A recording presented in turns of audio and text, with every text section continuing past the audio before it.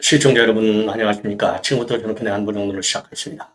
자, 이번 시간에는요, 이 문재인 수사와 관련된 내용을 집중적으로 정리해 드리겠습니다. 갈수록 일파만파입니다. 그래서 이번 시간에는 말이죠. 특히 이 제주도에 있는 별장, 저도 여러 가지로 이제 그동안에 문제 제기를 했는데, 문제 제기가 이거 정말로 송긴 신문과가 맞느냐, 수상하다, 이거 차명 거래는 아니냐, 그리고 돈이 어디서 났느냐, 뭐 이런 등등의 문제를 제기했는데요. 저도 이제 맨 먼저부터 이런 문제 제기를 했는데, 제가 제기한 문제점들이 지금 이제 언론에 살살 많이 나오고 있고, 다른 유튜버들도 지금 많이 보도하고 있고요. 특히 일부 유튜버들의 경우에는 현지에 가서 요 별장을 촬영하고 있습니다. 자, 그래서 요게 앞으로 말이죠. 이제 그 전주지검에서 수사를 잘 하겠지만 상당한 의혹이 굉장히 많다. 예. 쉽게 얘기해서 이 돈, 아니, 문다혜가, 이혼까지 했는데 무슨 돈이 어디서 나가지고 이 돈을 또 이 집을, 이 별장을 제주도에다 사느냐고요. 3억 8천.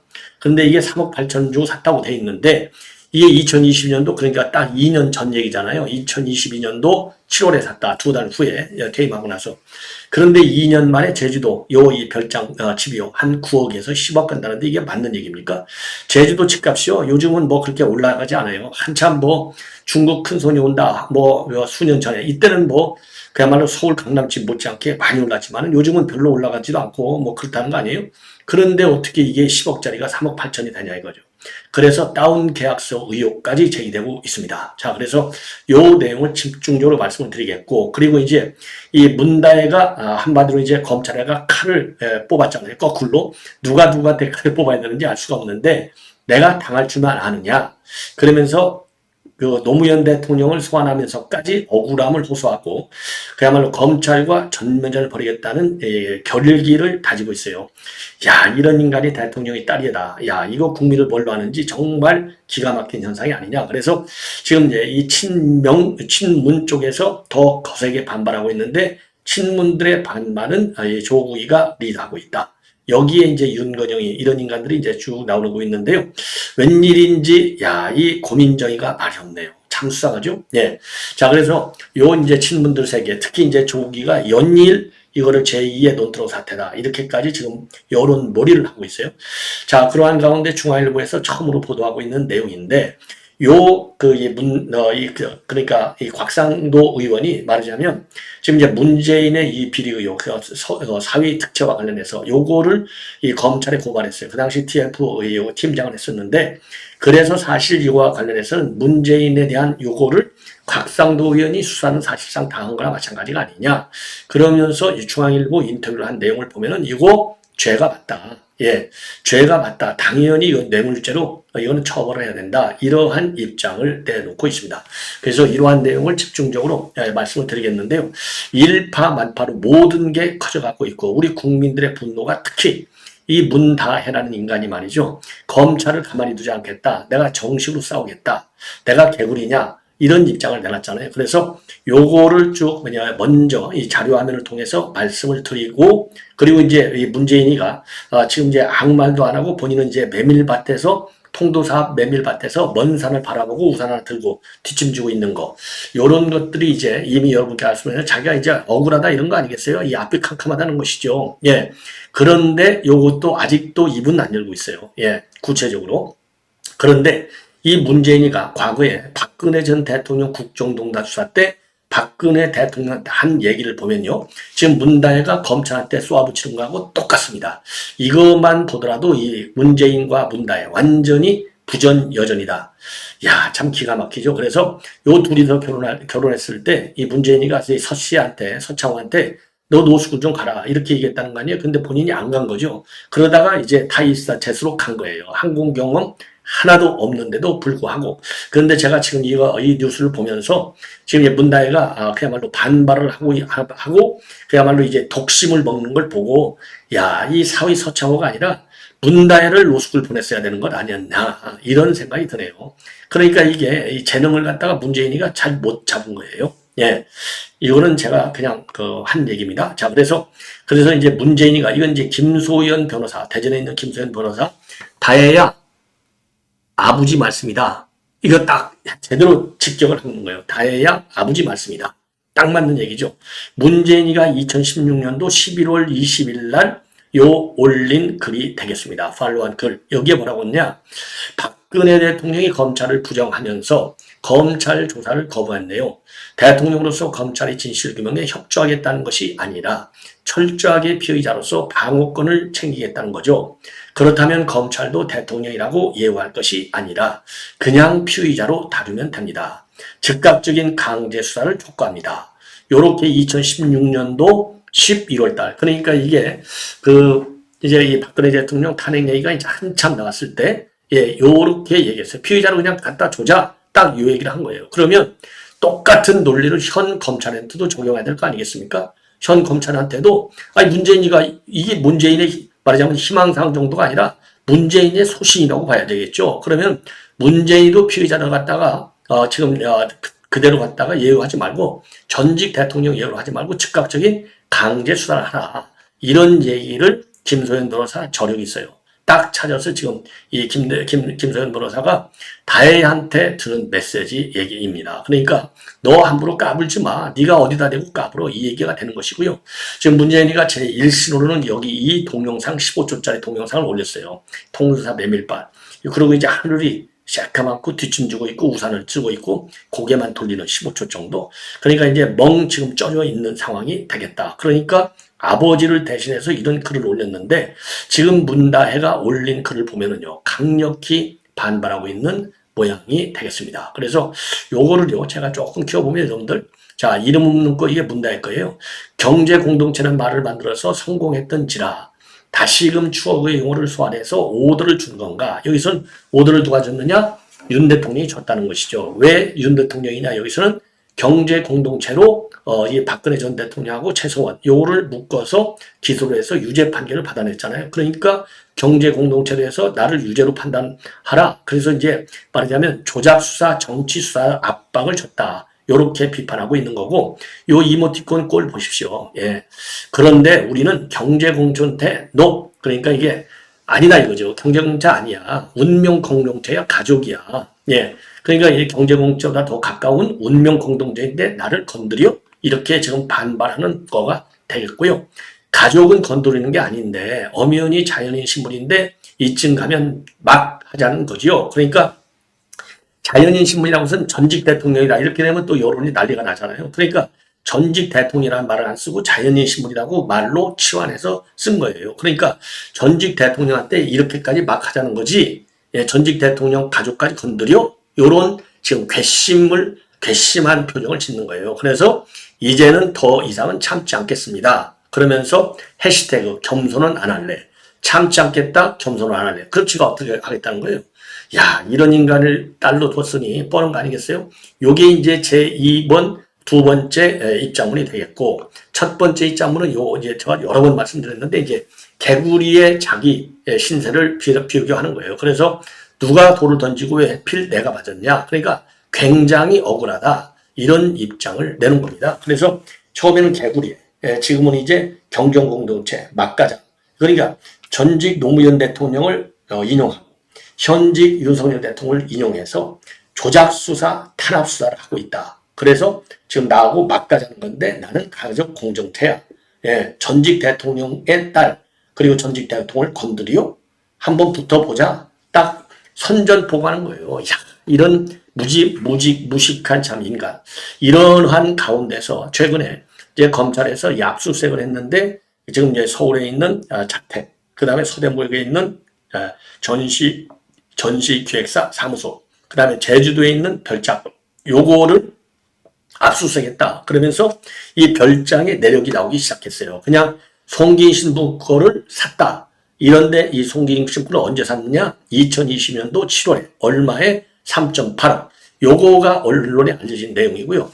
지금부터 제가 밝히는 내용은 이제 미디어 X라든가 그 다음에 이제 다른 또 유튜브 이제 매체들 그래서 이 서초동 법원 그 다음에 파라다이스 TV 이런 유튜브에서 이제 취재를 한 거예요. 현지 취재까지. 자, 그래서 요 취재 내용하고 미디어 X에 나와 있는 내용을 여러분께 말씀을 드리겠는데, 쉽게 얘기해서 이제 의혹이 제기되는 겁니다. 미스테리가 지금 한두 개가 아니라.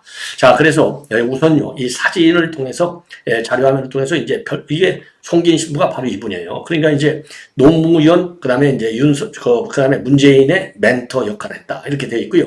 자, 그리고 이제 이 별장은요, 이 별장, 이게 문다의 별장이에요. 제주도 그냥 바닷가에 있는 아주 좋은 위치가 굉장히 좋아요. 보니까. 예. 자, 요게 이렇게 되어 있고, 지금 이거는 이제 바닷가가 안 나와 있는데, 요게 이제 보면 바닷가가 이렇게 이 앞에 딱 바닷가가 있잖아요. 이 왼쪽에 이게 집이고, 예. 그러니까 이제 이 별장이 되는 건데, 요 별장의 사이즈는요, 대지가 한 110평, 그리고 건평이 한 3, 40평, 요렇게 된다고 하고요. 현재 이걸 뭘로 쓰고 있냐, 이제 별장은 자기가 필요할 때 이제 다니는 거 아니에요. 그런데 이거를 갖다 에어비앤비, 여러분들 에어비앤비 뭐 여행하시는 분들 다 알 거예요. 에어비앤비로 이게 운영이 되고 있어요. 그래서 하루 숙박비가 한 20만 원. 이 에어비앤비가요, 이 호텔보다는 조금 싸. 그리고요, 아주 관리가 잘 됩니다. 예, 저도 한번 써봤는데 에어비앤비가 그래서 아주 편해요. 그러니까 이제 자기 가족들하고 여러 명이 갈 때, 예, 그러면 이제 자기 집처럼 쓸 수 있게 되어 있어요. 이번 호텔하고 좀 달라요. 그래서 조금 더 편안함을 느낄 수 있는 이점이 있는 것 같아요. 제가 보니까. 자, 그래서 이거를 에어비앤비로 돌려서 지금 돈놀이를 하고 있는 거예요. 돈놀이. 그래서 이제 하룻밤에 20만 원이니까 30일 다 나간다. 그러면 한 달에 이 어마어마한 돈을 버는 거죠. 600만 원씩 탁하니 앉아서 버는 거예요.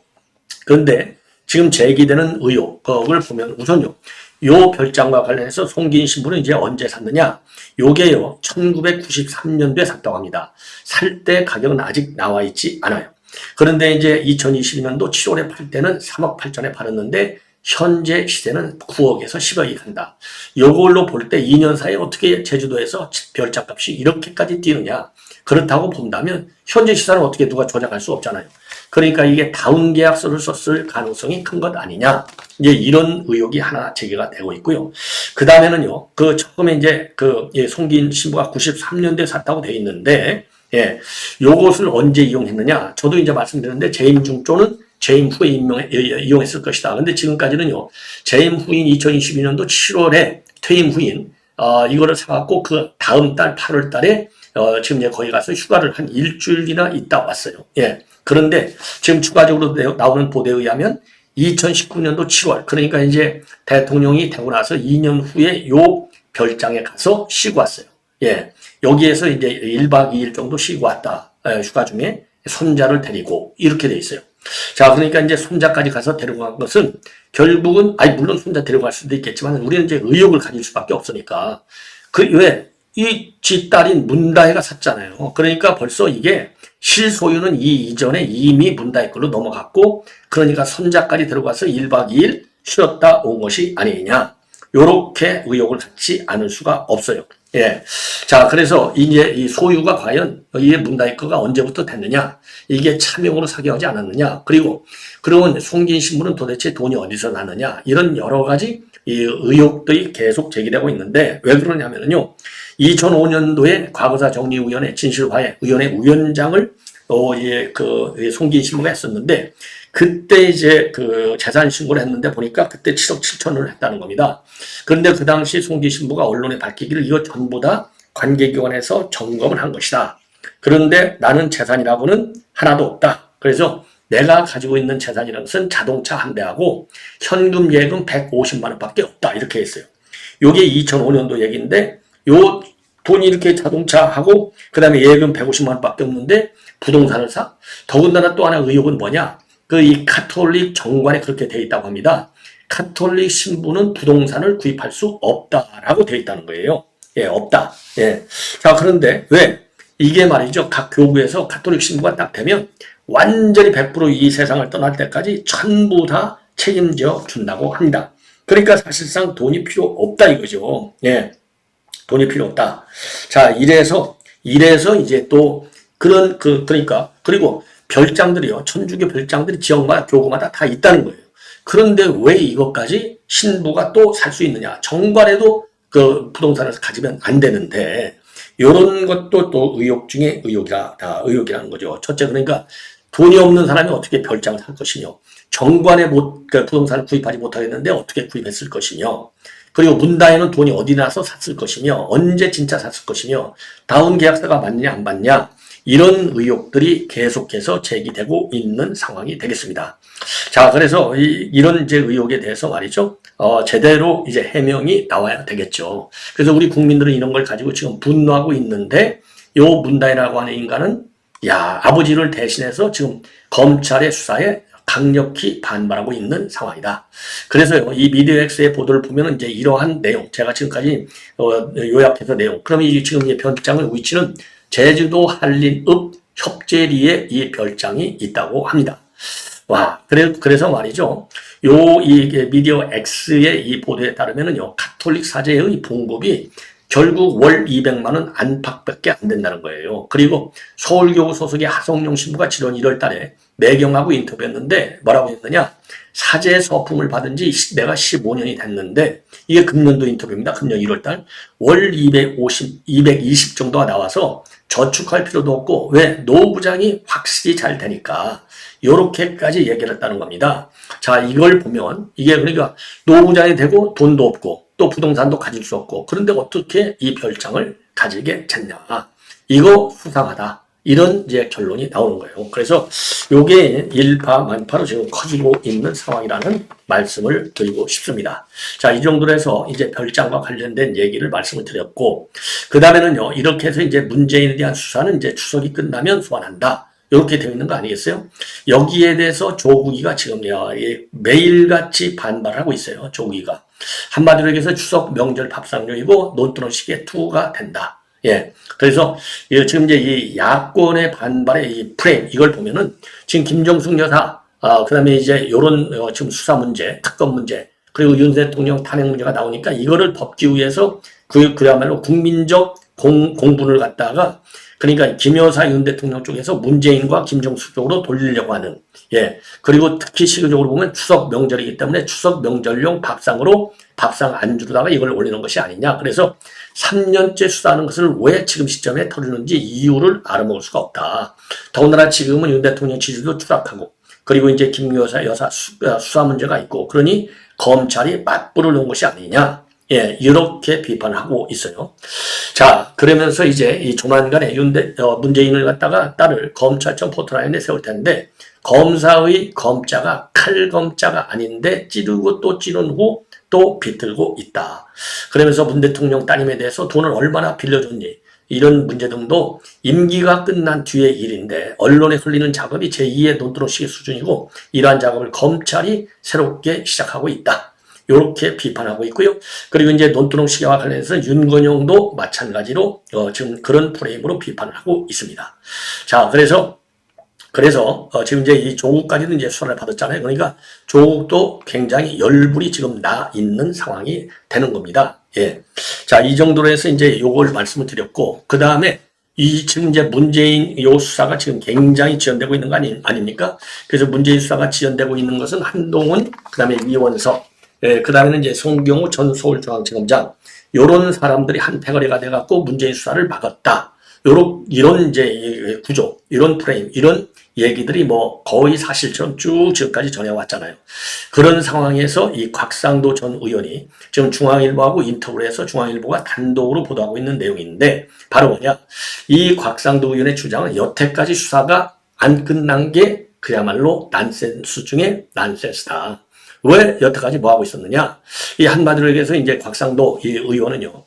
그 당시에 요 사건을 갖다가 처음으로 2019년도 1월인데 공론의 장으로 끌어냈어요. 그 당시 이스탄공 비리 TF에 이제 소속되면서 요거를 검찰에 고발한 바 있어요. 2020년도 9월에는 이제 검찰에 고발까지 했는데 고발해가지고 수사를 똑바로 하고 이제 검찰을 이제 방문할 때 문전박대를 당했다는 얘기까지 하고 그리고 이제 그 곽상도는 오히려 자기가 이제 문제 제기를 하는 바람에 본인이 굉장히 보복을 당했다. 이렇게 얘기를 하고 있고요.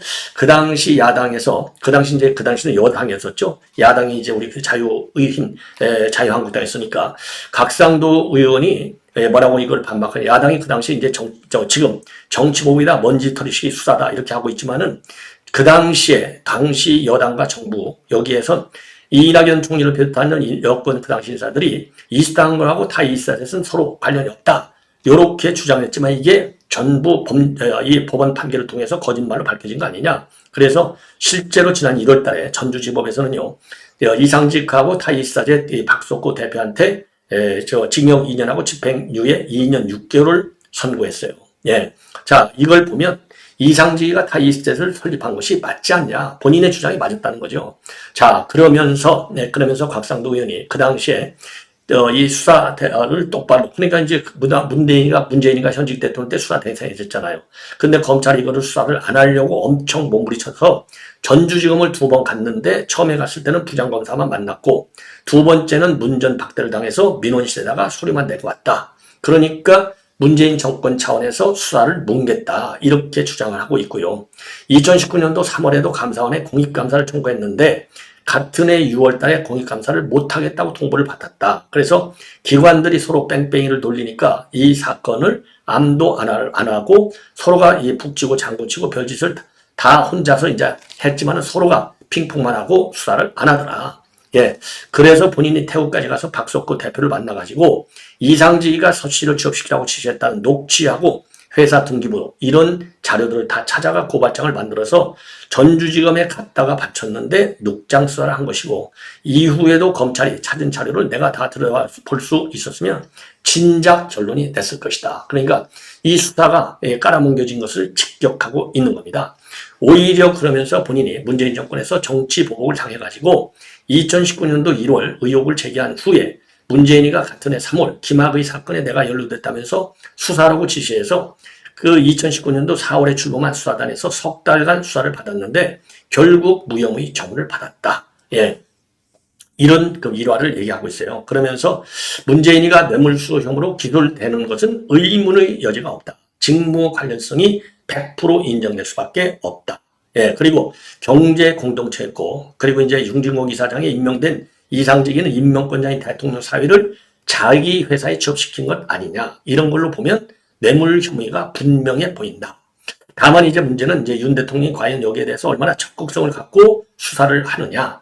요게 이제 그 윤 대통령이 하나의 변수가 되는 것이 아닌가. 예, 그래서 이 수사가 빨리 끝나느냐 안 끝나느냐라고 하는 것은 결국은 윤 대통령의 결심여에 달려있다. 이런 입장을 내놓고 있습니다.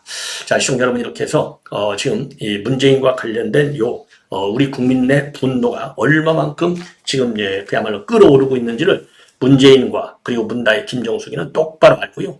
그리고 지금 이와 관련해서 이재명은요, 요 수사 대응과 관련해서 당내 특별 기구까지 설치해서 운영할 예정이라고 합니다. 참 기가 막히죠. 예, 아니 무슨 낯짝으로 수사에 대한 대응 기구까지 당에서 만드냐 이거예요. 이런 정당이 민생을 챙기겠다는 이런 게 말이 맞는 얘기입니까? 예. 자, 그래서 우리가 여론의 압박과 비난의 수위를 높여야 되겠고, 이제 검찰의 경우에는요, 그야말로 이제 법과 원칙에 따라서 수사를 한다는 게 이제 심우정 신임 총장의 인사청문회에서의 발언이었지 않습니까?